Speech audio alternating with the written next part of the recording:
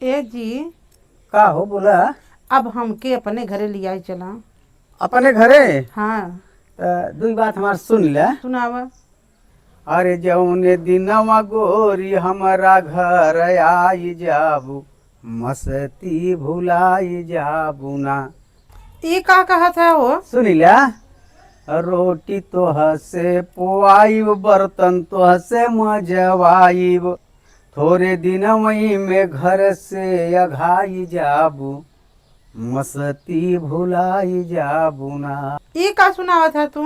जवन करे पड़े वही। और सुन ला, सुनावई।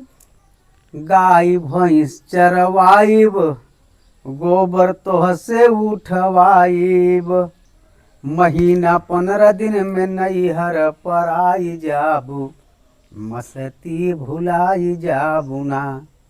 तना काम तोहरे घरे करे पड़े। तब का तू समझत हूँ का बैठ कर रानी बन के खाबू का? बोला मंजूर हो तो लिया चली। ना भैया, हम ना जाबे। न जाबू? ना, हम ना तब जाबे। ठीक बा, तू नैहरा में रहा।